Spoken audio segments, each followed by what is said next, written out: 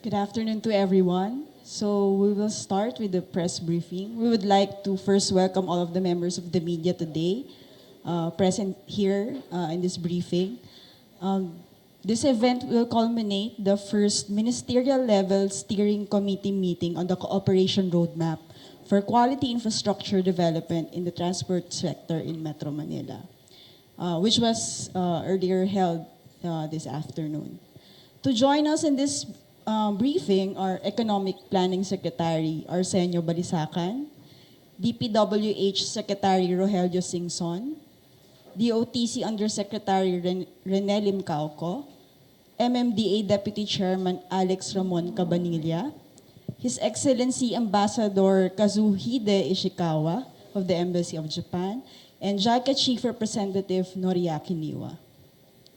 To start, may we have Secretary Balisacan to give his statement on behalf of the Philippine government. Mr. Secretary.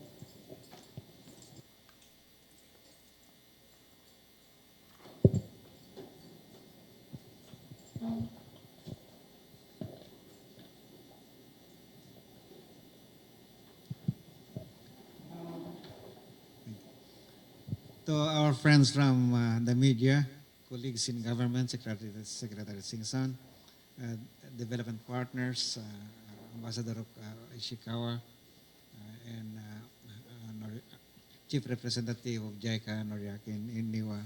Ladies and gentlemen, good afternoon. Earlier this afternoon, the government of the Philippines and Japan marked another milestone in our long and enduring relations as we convened for the first time the ministerial level steering committee and the cooperation roadmap for quality infrastructure development in the transport sector in metropolitan Manila areas or area.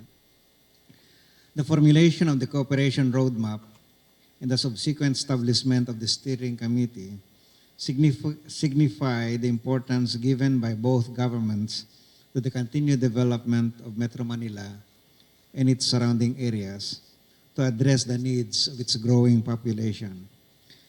These initiatives intend to harmonize cooperation efforts and guide the development of policies, design, and prioritization of transport-related programs and projects in Metro Manila.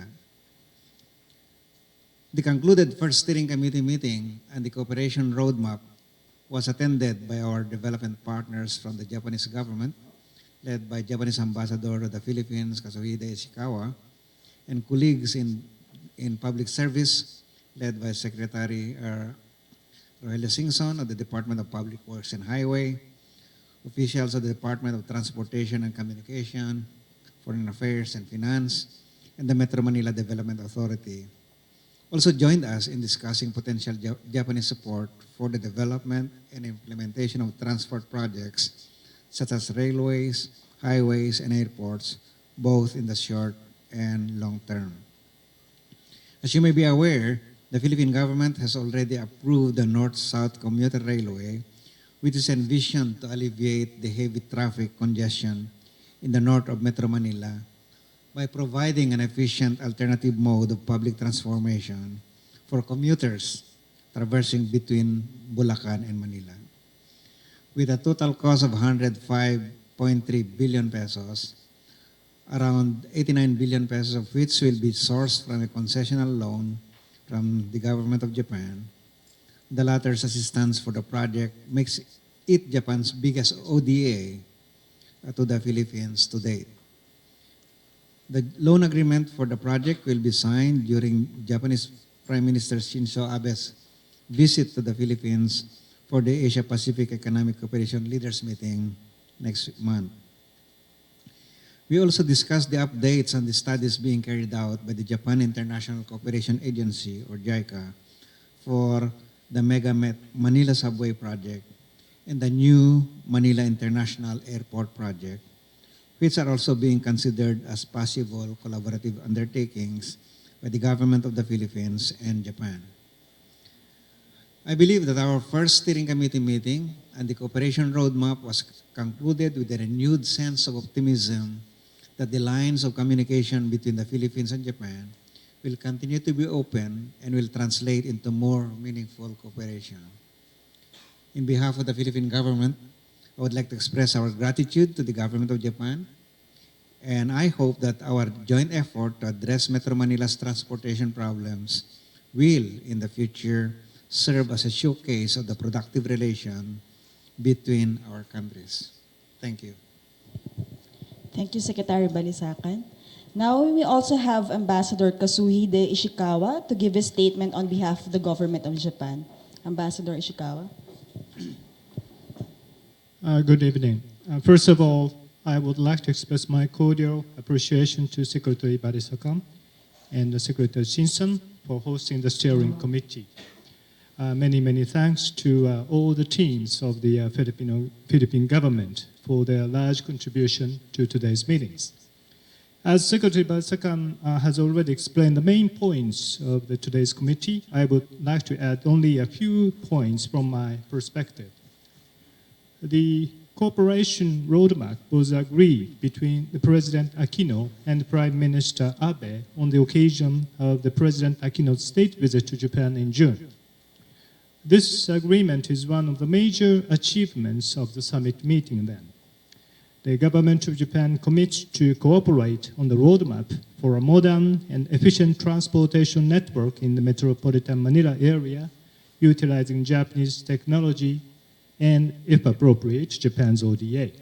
In this context, today we discussed various infrastructure projects, as Secretary Barisakan mentioned, and I'm encouraged by the strong commitment of the Philippines government to these projects.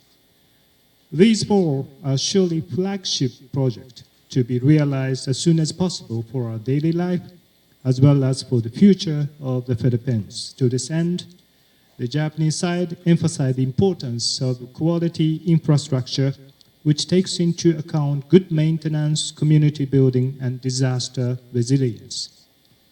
Through the steering committee we had today, Japan will continue to develop a committed relationship with the Philippine government to make the roadmap for transport infrastructure development for Metro Manila come true. And once again, thank you very much for your generosity and friendship. Thank you. Thank you, Ambassador Ishikawa. Now, we may finally move on to the Q&A. May we now open the floor for questions from the press. You can direct your question to any of our speakers in our panel.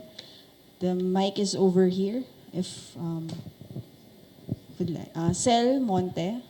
Good afternoon. I'm Celerina Monte from the Daily Manila Shimbun. Sir, you have mentioned two projects, the Mega Manila Subway and the airport.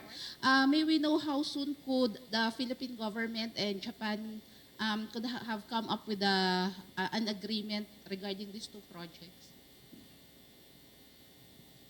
First, the feasibility study is being undertaken by JICA, and the government will use that as basis to decide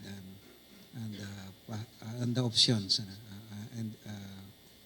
and the direction to take, especially for funding. Of course, if it is going to be viable, JICA is a facility that we are exploring as for the funding, but we'll see when the results of the study will come out. Sir, it's barely 8 months left under the Aquino administration.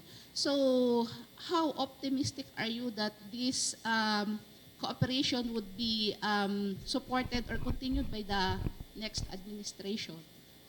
Projects like this will last, usually span not just one administration, but a couple of administrations. For example, this new NAYA from feasibility study to actual operation, to the start of operation of the new airport, that would take 2 decades based on the current discussions. Of course, we are exploring and we gave instruction to the study team to explore ways by which we can reduce length, the time, no, to complete that project. But of course, we still don't have the final or identify the final location of the airport. That's part of the feasibility study to establish. The technical details of the project you have here, Secretary Singson and DOTC also.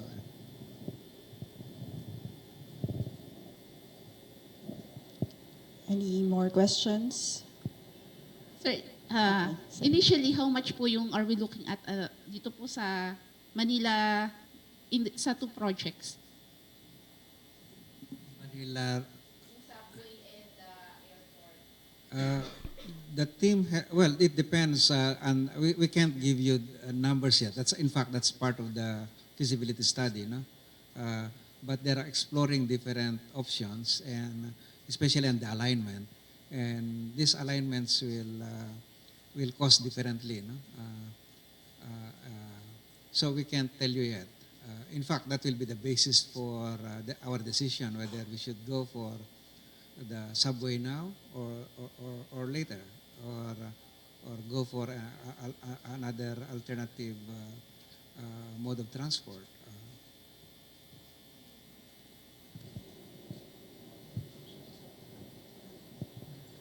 Any more questions? Kai Ordinario from Business Mirror. Secretary Balisacan, sir, at saka for Secretary Singson, if regarding the roadmap, the transport roadmap, the initial study was 520 billion for the short term. Do you already have estimates for medium to long term? Let's put it this way, I'd like to divide it into two segments. The road components, and I keep repeating this, we have been implementing the high standard highway master plan. And this includes not just Metro Manila, but 200-kilometer radius around Metro Manila. And this includes Cavite-Laguna Expressway, the NLEX, the CLEX, the Central Luzon that connects from the ECTEX all the way to Cabanatuan and eventually to San Jose. So the road component is very much part of the transport roadmap. Now, but to me, more important component of the transport roadmap is really the rail component or the mass transit component.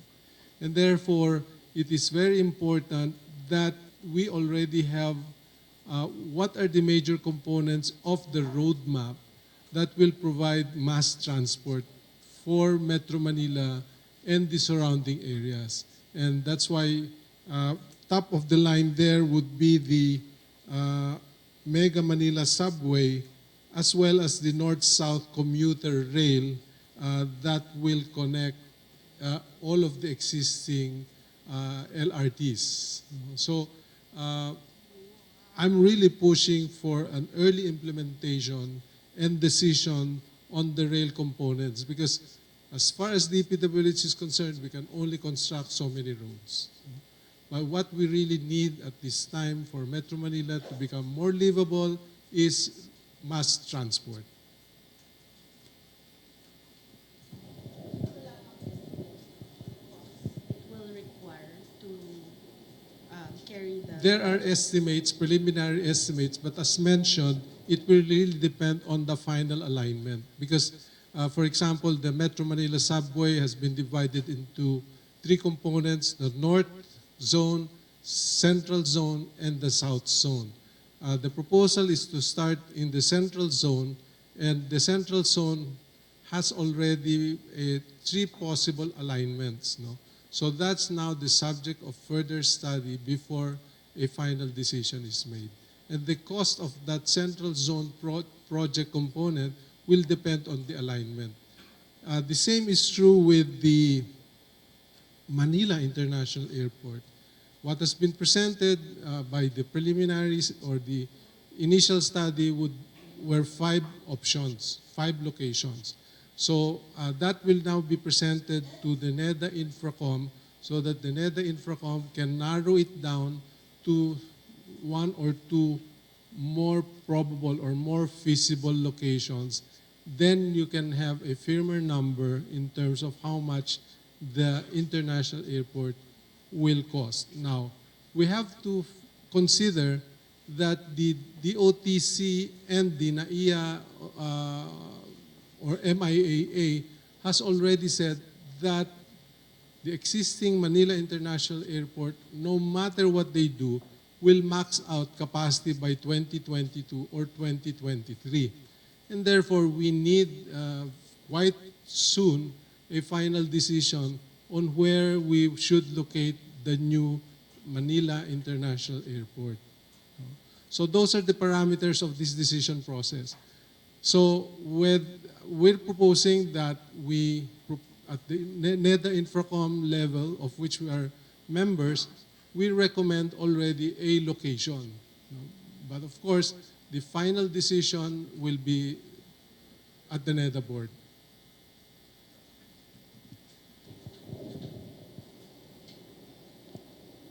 Any other questions?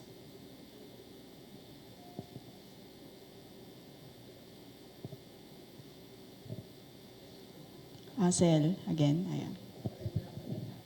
Sir, by next month, so the government, the Philippines and Japan would be signing the loan agreement for the North and South rail. After that, what will happen and when can we expect the construction of this project to start? After the loan agreement signing, the project proponent will now go for the detailed engineering design. JICA will, together with they'll go into the bidding process, and normally the financial closure and the detailed engineering takes a while. In the schedule that we have seen, it could take 2 to 3 years, but we are requesting that we explore ways to reduce the time allotment for that part of the exercise. And then from there, construction and if the timetable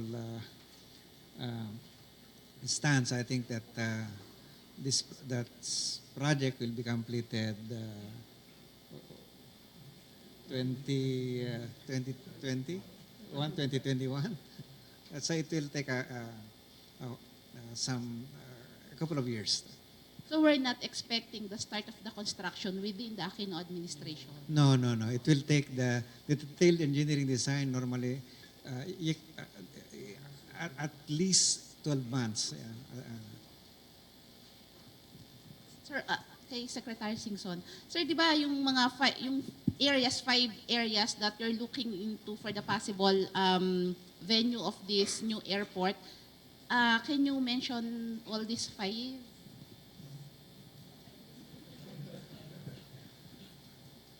The possible areas were along the coast of Manila Bay, and there were like 3 or 4 areas there. One and on the there were about 8 locations, but after a more detailed study was done, and after discussion today, there was a narrowing down, not only of the 8, but probably 2 to 3, where we would narrow it down. And they would be along the coast of Sangli. There are 2 locations near the coast of Sangli. The first one at its promontory, and at the second one on the southern side of the coast of the Sangli Peninsula. Those 2 would look from the study look like the most feasible and practical. So also that the other locations that were considered was central portion of Manila Bay, San Nicolas Shoals, which is a bit down south from Sangli, and the western portion of Laguna.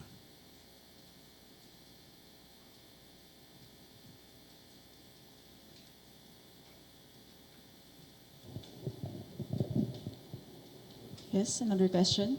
Sir. I'm Suzuki. I'm a reporter from the Daily Manila Shimbun. It's a technical question. Speaking about North and South train project, some people said that there's a problem there for people instead informal settler living the train rails right now. So, is there any concrete plan for the Philippine government to deal with those people to accomplish this train project?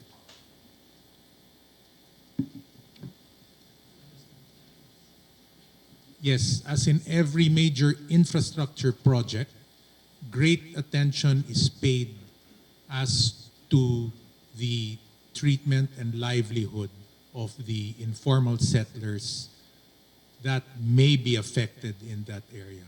So before this project can commence, a social impact study and plan is made in order to make sure that the informal settlers are properly relocated, if ever, and are given the proper social safety nets to ensure that their livelihood and their way of life is not detrimentally affected. So yes, a lot of care is taken into that prior to a major infrastructure project such as this.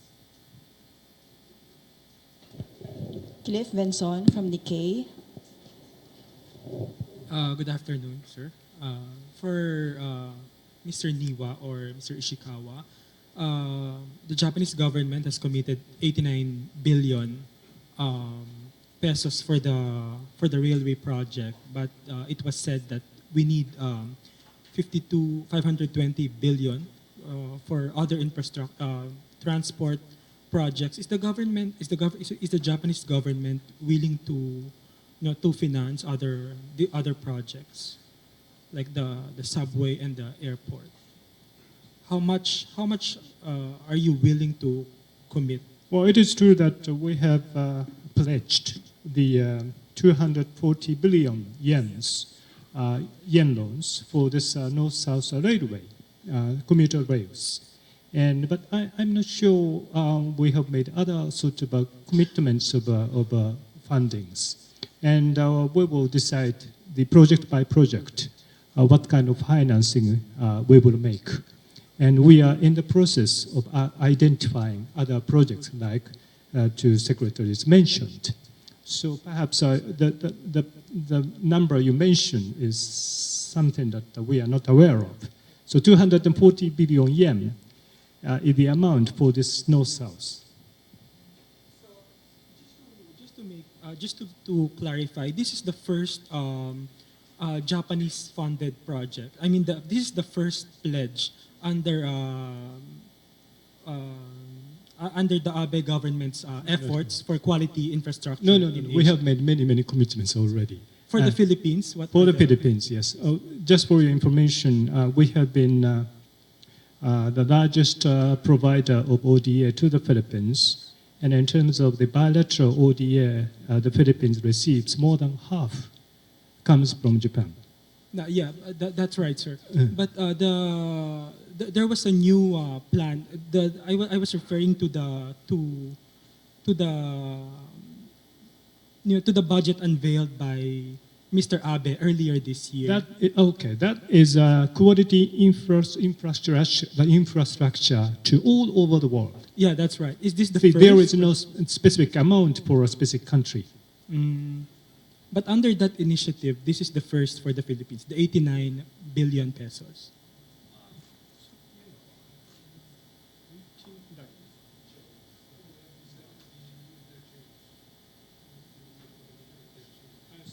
see. Well,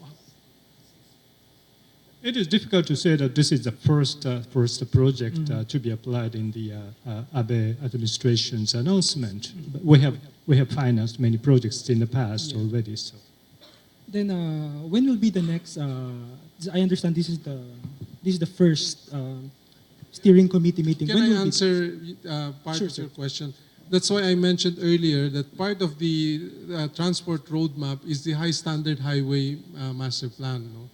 And part of that is the Central Luzon Link Expressway, which is also funded from the Japanese government. In addition to that, what was already signed was the Metro Manila Interchange construction project to improve Metro Manila traffic by providing interchanges in EDSA, Roosevelt, EDSA North Avenue, and the Lanusa C5. No? So there are existing loans coming from the Japanese government already being implemented. Sir, how much is the Central Luzon link?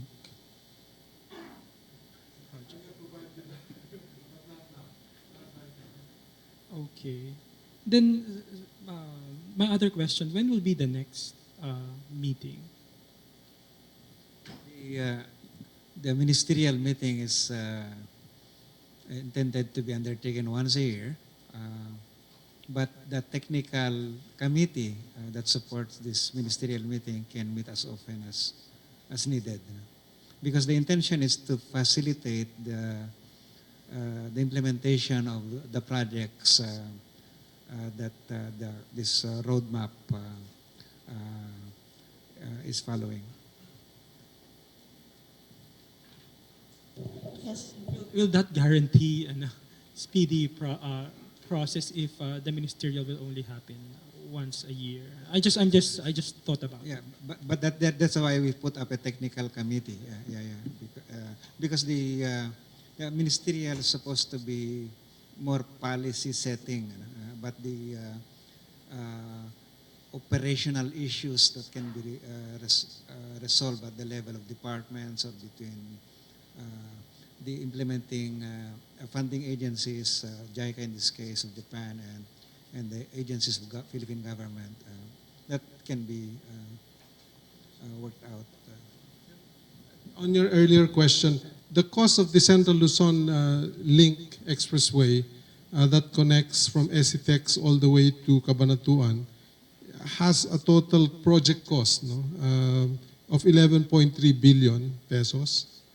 The Manila Interchange Phase 4, this covers 3 grade separation or interchanges, one in EDSA North, one in EDSA Roosevelt, and the C5 Green Meadows area. The total cost is 4.4 billion pesos. Another question from our gentleman here. I'm very sorry, just very quick, just to clarify speaking about the how to implement these roadmaps, the speedy way. But can you clarify the importance of this meeting? You said that this meeting will be held only once a year. And what's the importance of this meeting, the first ministerial level meeting for the speed up this implementation? Can you clarify that? Yeah, for now, because this is the first meeting, we identified policies, potential issues that can be discussed at the ministerial level, and but the intention is really to get the technical committees, technical committee composing of the agencies of government and our partners from Japan. And if there are issues that they cannot resolve at their level, they could bring that up to the ministerial, to this committee. And we can, while I said that it meets once a year, if there are critical issues that would have to be resolved, they could call a special meeting of the ministerial. The ambassador is here, is sitting for this committee in behalf of the Japanese government, and the secretaries are also here, so are no constraints to meet as often as necessary. But at the very least, we meet once a year, just to make sure that this is a multi-year. As I said, one project like the subway, can last for 20 years. So that to make sure that we are on time. That it's very important that issues that may arise are resolved. The other thing important in this ministerial meeting is we put together all projects of the government as well as proposals coming from other sectors like PPP projects on the transport plan. Which components will be implemented by possibly through ODA loans, which projects will be implemented using GOP funds, which projects will be implemented as a PPP. So that's important, so that we now have a long list of projects, short-term and long-term, and we know exactly what are the various components of the transport roadmap that are going to be implemented at what period and how it will be financed. Another question from the lady here. Hi, I'm Tracy De La Paz from Rappler. For Noriaki Niwa, when are you expecting to finish the full feasibility study for the new airport? Also, in terms of estimated project costs, risks, and benefits, what are the differences between the two possible new NAIA locations, Central Manila Bay and Sangli? Actually, the current status is we're now just conducting the data collection survey.